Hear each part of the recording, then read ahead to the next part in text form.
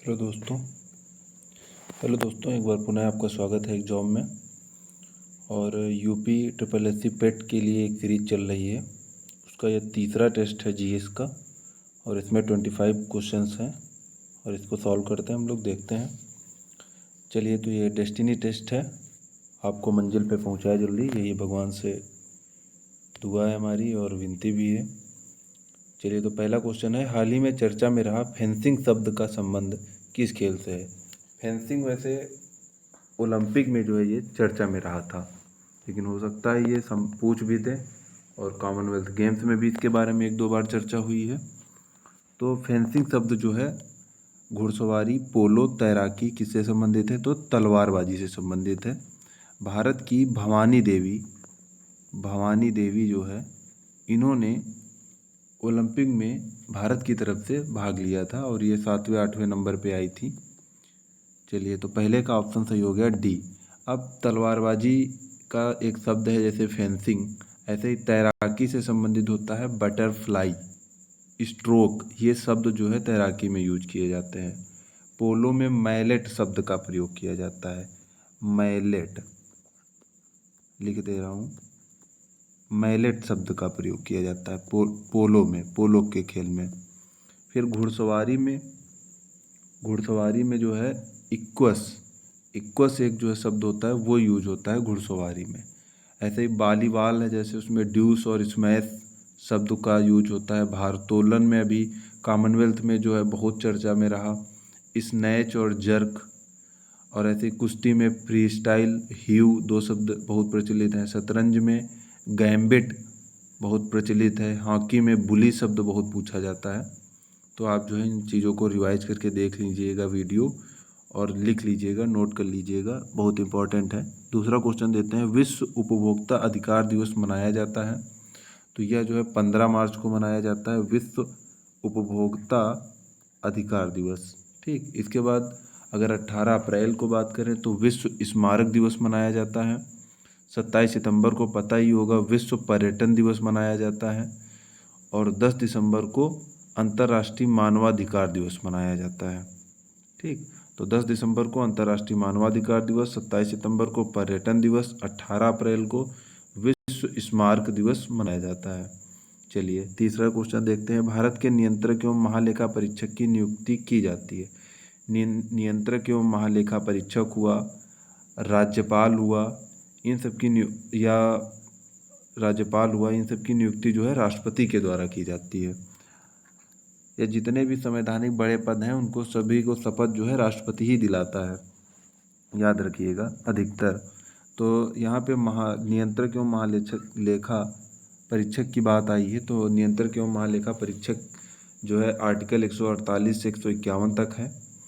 और भारत सरकार के तथा राज्य सरकारों के लेखों का जो अंकेक्षण करता है, अंकेक्षण मतलब पुनरीक्षण या उनका लेखा जोखा जो रखता है, उसको जो है नियंत्रक एवं महालेखा परीक्षक कहते हैं।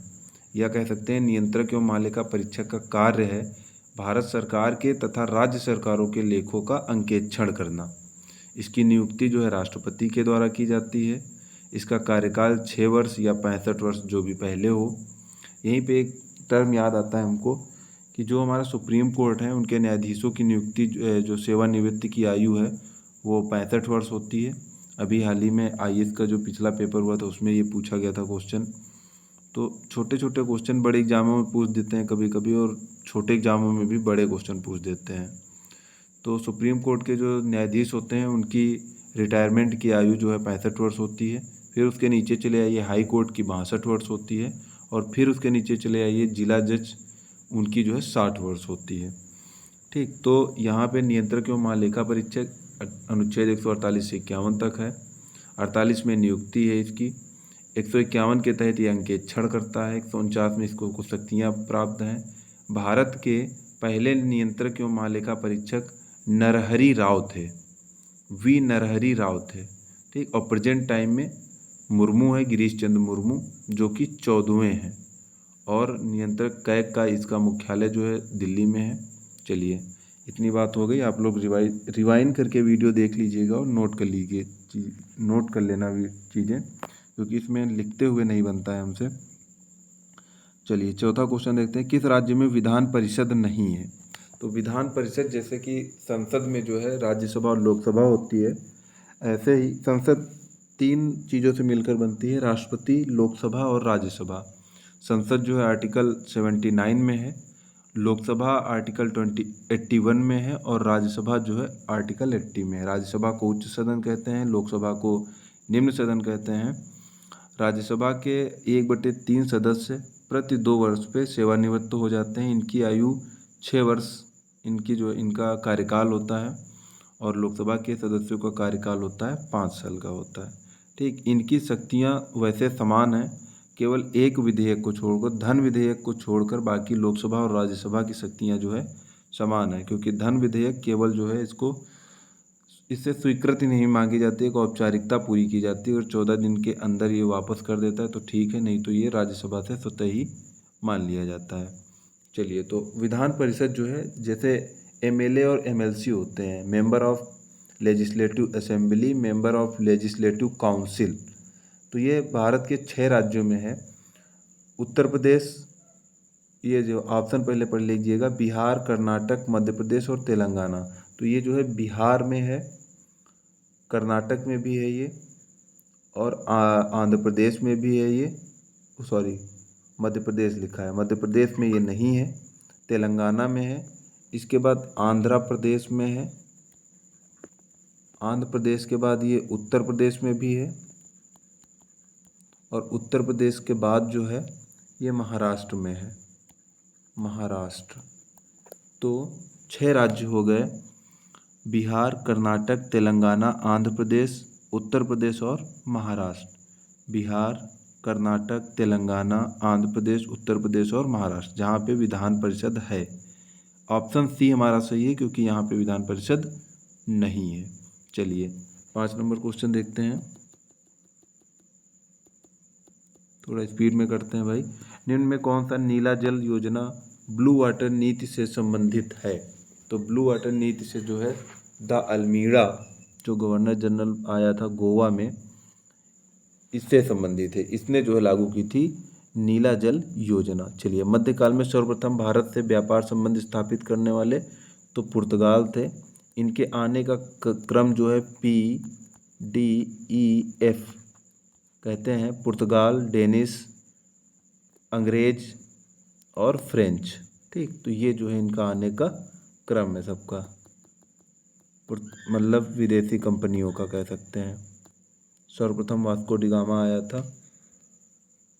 चलिए आगे देखते हैं, भगवान शिव की प्रतिष्ठा में कितने ज्योतिर्लिंग स्थापित किए गए? तो 12 ज्योतिर्लिंग स्थापित किए गए। इनके नाम मैं बोल देता हूँ, आप लोग सुन लीजिएगा और लिख लीजिएगा। केदारनाथ, विश्वनाथ, सोमनाथ, महाकालेश्वर, रामेश्वर, ओमकारेश्वर, वैद्यनाथ, नागेश्वर, त्र्यंबकेश्वर, घृष्णेश्वर, भीमशंकर, मल्लिकार्जुन स्वामी।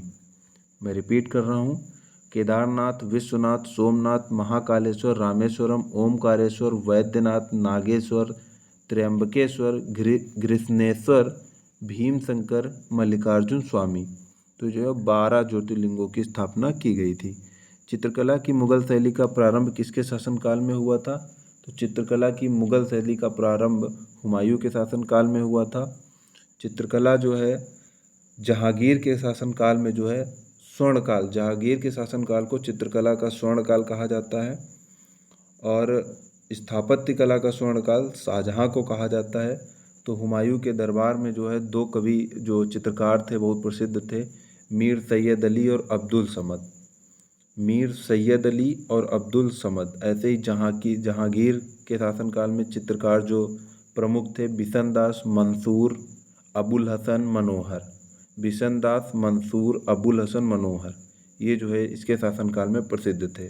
अकबर के शासनकाल में प्रसिद्ध चित्रकार दसवंत और बसावंत थे, ये याद रखिएगा, दसवंत और बसावंत, दसवंत और बसावन, ये याद रखिएगा। चलिए, तो बी ऑप्शन सही हो गया। बाल विवाह प्रथा को नियंत्रित करने हेतु 1872 के नेटिव मैरिज एक्ट ने लड़कियों के विवाह की न्यूनतम उम्र निर्धारित की थी। तो नेटिव मैरिज एक्ट 1972 में आया था। इसमें जो है लड़कियों की आयु 14 वर्ष निर्धारित की गई थी और लड़कों की आयु जो है 16 वर्ष निर्धारित की गई थी, 18 वर्ष सॉरी।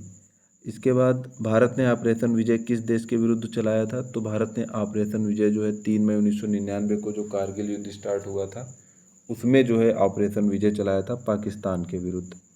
निम्नलिखित में से किस सिख गुरु ने गुरुमुखी लिपि का प्रारंभ किया था? तो ये क्वेश्चन आपके लिए बहुत, सिख धर्म से जो है क्वेश्चन आप बहुत पूछे जाने लगे हैं। और सबसे पहले तो इनके क्रम कभी कभी पूछ देते हैं, क्रम में सजाइए। तो सर्वप्रथम नानक देव थे, फिर गुरु अंगद थे, फिर गुरु अमरदास थे, फिर गुरु रामदास, गुरु अर्जुन देव पाँचवें सिख गुरु थे, फिर गुरु हरगोविंद, गुरु हरराय, गुरु हरकिशन, गुरु तेग बहादुर और गुरु गोविंद सिंह। गुरु नानक देव ने सिख धर्म की स्थापना की थी। गुरु अंगद ने गुरुमुखी लिपि लंगर प्रथा चलाई थी। ऐसे ही गुरु अमरदास ने बैसाखी का त्यौहार मनाने की परंपरा स्टार्ट की थी। गुरु रामदास ने अमृतसर शहर बसाया था जो सिखों के चौथे गुरु थे। और गुरु अर्जुन देव ने जो है जहांगीर आदि ग्रंथ की इन्होंने स्थापना की थी। फिर जहांगीर ने इनको जो है मृत्युदंड दिया था। ऐसे ही हरगोविंद प्रसिद्ध हैं क्योंकि इन्होंने अकाल तख्त की स्थापना की थी। इन्होंने सिखों को लड़ाकू बनाया था, ऐसी प्रथा मानी जाती है। फिर गुरु तेग बहादुर को जो है औरंगजेब ने इस्लाम धर्म स्वीकार न करने के कारण जिंदा जो है दीवार में चुनवा दिया था। गुरु गोविंद सिंह ने खालसा पंथ की स्थापना की थी।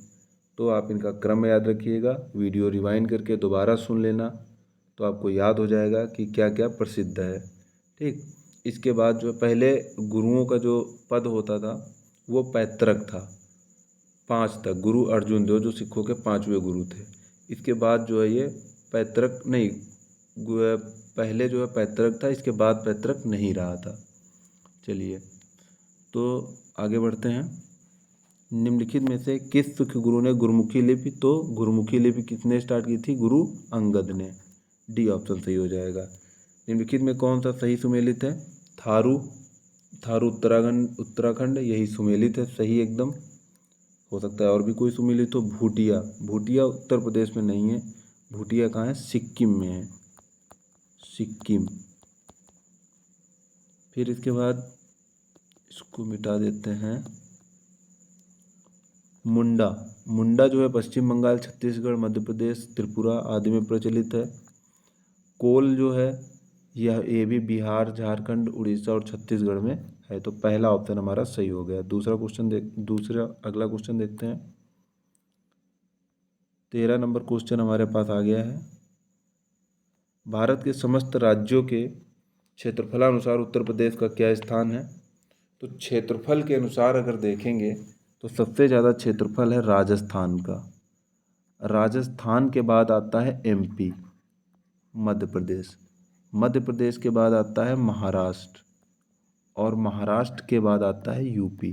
तो क्षेत्रफल में राजस्थान सबसे बड़ा, फिर एमपी, फिर महाराष्ट्र, फिर यूपी। यूपी किस नंबर पे है? चौथे नंबर पे है। चलिए तो इसका आंसर हमको मिल गया चौथा। अगर बात करें हम जनसंख्या में, तो जनसंख्या में सबसे ज़्यादा यूपी की है।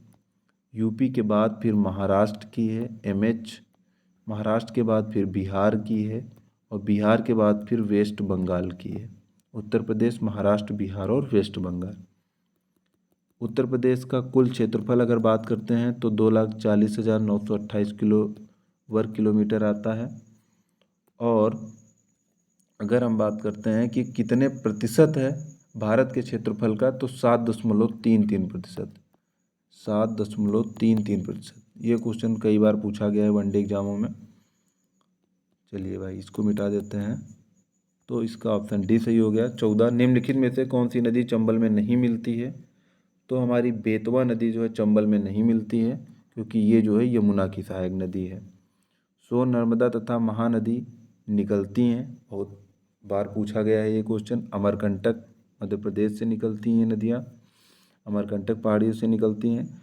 भारत का सर्वप्रथम राष्ट्रीय उद्यान कौन सा है? तो भारत का सर्वप्रथम राष्ट्रीय उद्यान है जिम कॉर्बेट इसकी स्थापना जो है 1936 में की गई थी।